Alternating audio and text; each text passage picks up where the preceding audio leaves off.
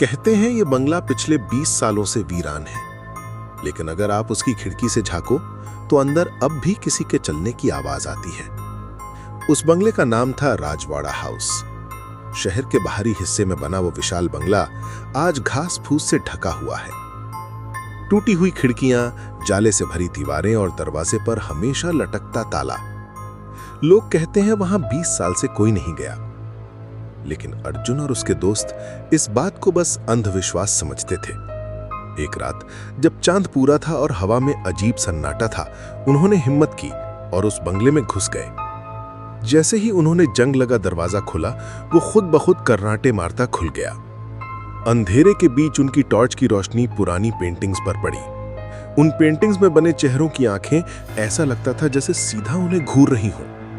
अंदर कदम रखते ही सड़ंत और गीली मिट्टी की गंध से उनका दम घुटने लगा। अचानक ऊपर से पांव की थप थप थप की आवाज आई। कोई है क्या?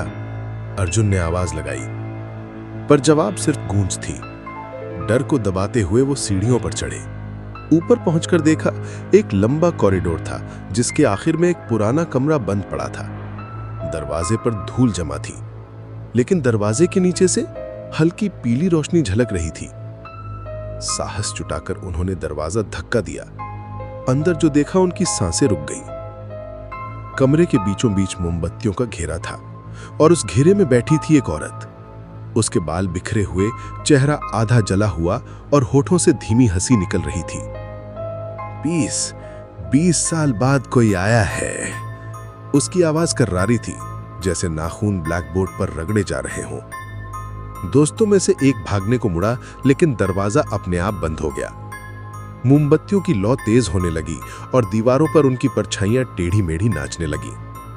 औरत अचानक उठी और झटके से अर्जुन के सामने आ खड़ी हुई। उसकी आंखें खाली थीं, सिर्फ काले गड्ढे। उसने फुसफुसाया, अब ये बंगला तुम्हें कभी जाने नहीं देगा। उस पल सारी मोमबत्तियां एक साथ बुझ गईं। घोर अंधेरा छा गया। और कहते हैं उसके बाद उस रात अर्जुन और उसके दोस्त कभी घर वापस नहीं लौटे।